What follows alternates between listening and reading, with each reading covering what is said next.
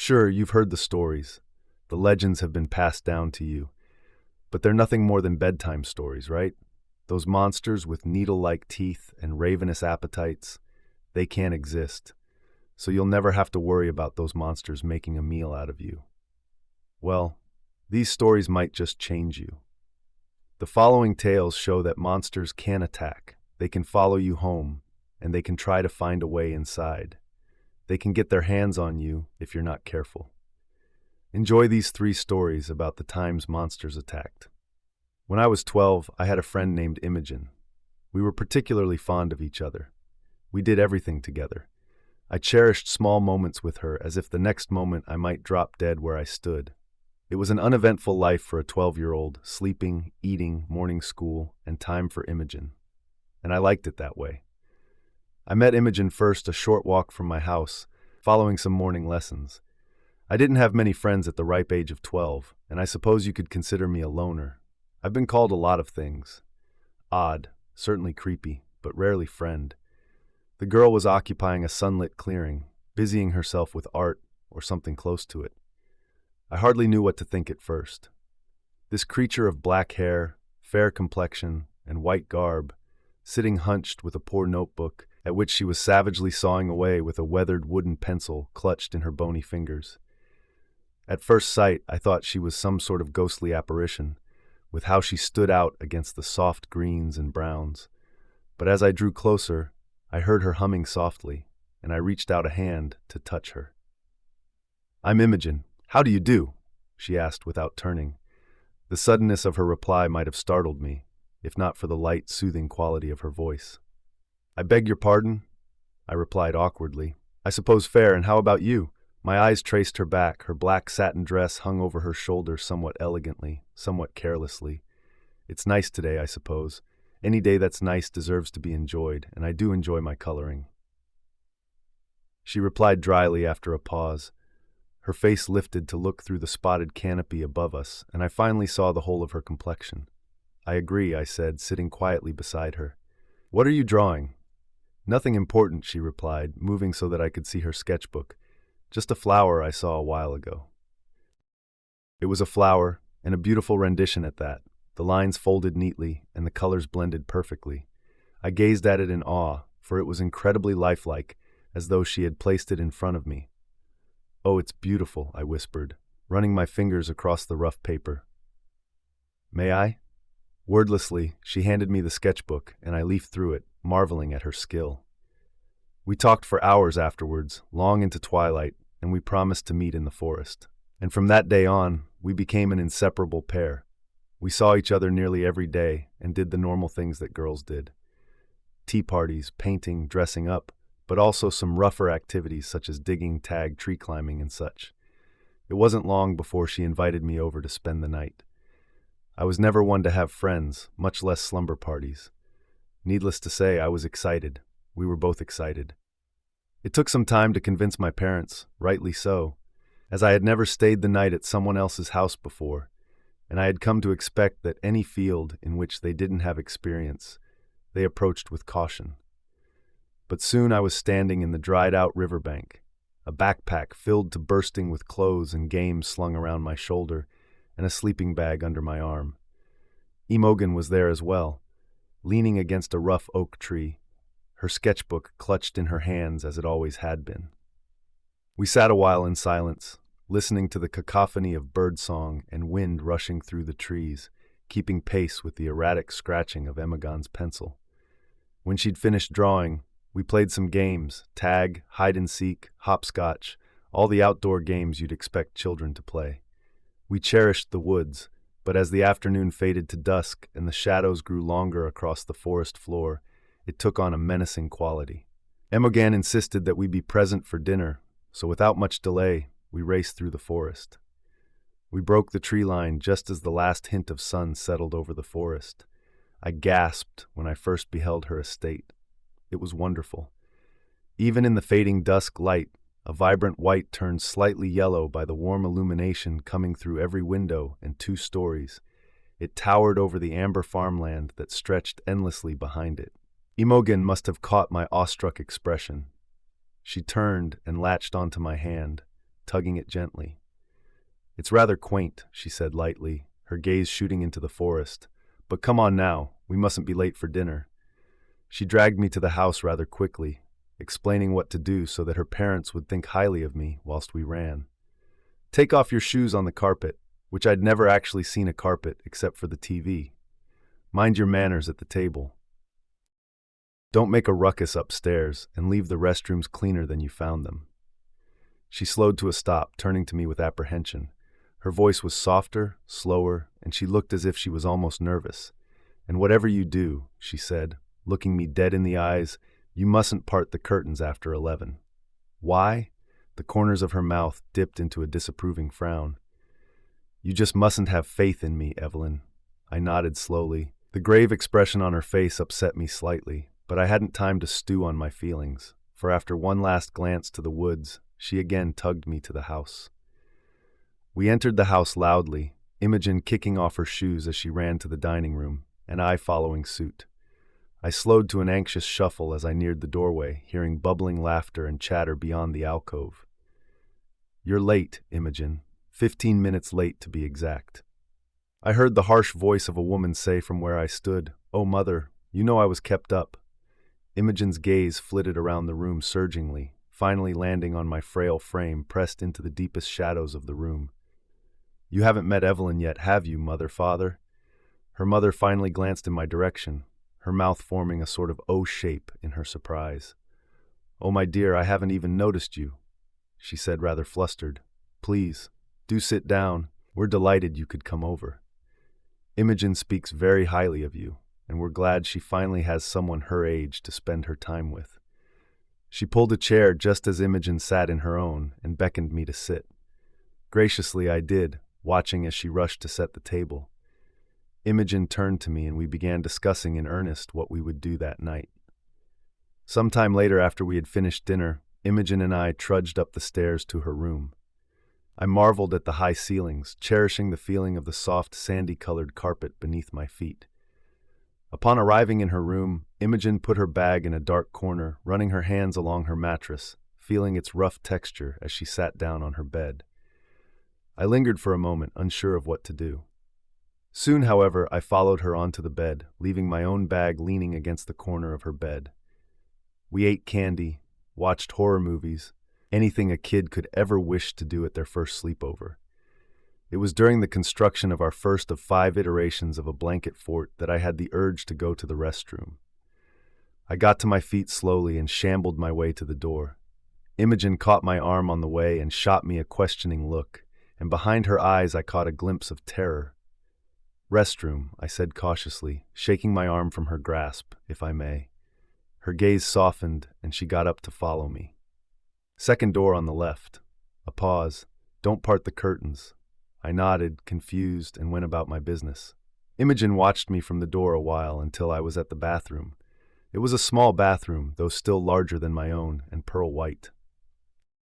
Directly opposite it was the first set of stairs, and at the landing, where they turned to face the kitchen, a massive window, ebony curtains drawn tightly like massive barred doors. I was captivated by them, and Imogen's words caught in my head. What could be so dangerously important that the most ultimate rule was that it not be seen or be allowed to see inside? My eyes lingered on the sliver of light protruding through the curtains. It felt like wave upon wave of malice radiated from those curtains, and for a moment I thought I saw that sliver of light interrupted by something foreign to my knowledge beyond the window. I dared not linger any longer. I went about my business, not even looking at the window as I returned, though I could still feel its malice. I entered the room quietly. Imogen was watching some horror movie on the TV. "What is behind that window?" I asked, sitting beside her. "Pardon?" she asked, turning to face me.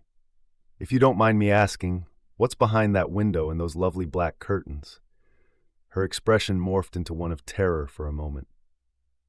"You didn't open them, did you?" No, I didn't," I assured her. "They're just rather quaint, and I was wondering why they must be drawn so tightly at night. You have such a lovely estate and all those lights outside. It seems like such a shame to keep them as they are." She sat in silence for a moment, her face twisted in anguish. "I suppose if you really must know, A pause. She turned to her bed, rising and slipping over to the wall beside it. From underneath the mattress, she pried a beaten leather sketchbook. She opened it and began leafing through it, then stopping on one of its pages. Tentatively, she pushed it to me, her face contorted with fear, eyes wide with anguish. "What is this?" I asked, looking at it confusedly. The entire page was colored black, pitch black. I could hardly make out heads or tails of it. As I stared longer, certain features began to take prevalence. A line darker than the others, a white spot, 2 white spots, a thin gray line. The chaotic blackness evolved into something more ancient and terrifying. I could only make out its vague shape, and yet I was still paralyzed with fear. It was tall, I could tell that at least. Tall enough to reach the second-story window, even though it appeared to be slightly hunched over. It was thin, unnaturally thin. Its arms and legs were long, longer than I'd seen so long that even with its hunched gait, its razor-like claws dragged across the ground. Its eyes were what I perceived to be eyes, were but small, glowing dots arranged unevenly on its head. And its smile, God help me, I shall never forget that smile. It was curved and jagged and cruel. I thrust the book back onto the bed, releasing myself from its spell. "What in God's name is that? That thing?" I cried to her. "It's hideous, terrifying. How on earth did you capture it?" "It's a stalker, or at least that's what my father likes to call it.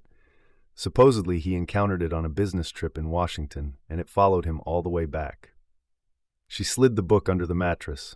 "It waits there, just outside the house every night. I know nothing about it except that it lives in the woods." "But why?" "I don't know that either." I paused.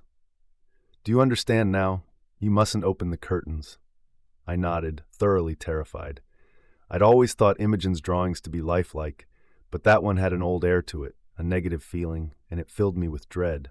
Imogen's face softened slightly, and she held her hand out. "Let's go to bed. It's rather late." I nodded, and we clambered to get into our sleeping bags. I shut my eyes, though I didn't sleep. I didn't feel safe in that house anymore, and I never would again. Some time later, when the entirety of the estate was quiet but for Imogen's rhythmic snoring, something changed. I didn't know what it was, but some old instinctive part of me was filled with terror. I sat up quickly and looked around. The whole of the room looked unchanged in the soft yellow of Imogen's nightlight. I whispered, turning and shaking her gently. She didn't stir. I was about to call her for a third time when I heard something from outside. It was the pained screaming of a cow, high-pitched and gut-wrenching, and the low bleating of the rest as they clamored to get away from whatever was outside. I stood carefully and walked to the door, opening it slightly. Imogen's parents had left the lights on so we could find our way about during the night. The awful sound seemed to be coming from the window. I stared at it for what felt like forever, rooted to the spot as if in a sort of daze. Slowly the noises were silenced, and my terror was replaced with curiosity. I shambled to the window tentatively, terrified of what I might find. Then I heard another sound that I was not expecting, but which filled me with more terror still. From beyond the black satin curtains, I heard the unmistakable sound of crunching bone. I hooked one finger delicately around the corner, wondering if I dared to look outside. I pulled at the curtains slowly, opening them just enough to see the thing outside. In the darkness, I could make out the general figure of a hideously emaciated man, an enormous figure, towering much taller than the drawing Imogen had shown me. It held the half-eaten carcass of a cow in its grasp, dipping its unnaturally long neck to take a bite every few seconds, accompanied by another crunch. It paused as if pondering for a moment before its bright, white, beady eyes shot to the window. The last thing I saw was its hideous smile, a jagged, fanged smile, spread wider and part to taste the air. I left the curtains slightly parted and backed away from them slowly. I heard the thing get up and walk over. Its huge, lumbering steps made the walls tremble as it moved closer. I ran as quickly as I could then, diving behind an alcove and slamming my back against the wall, trying desperately to conceal myself. I heard the thing's steps grow louder and then stop.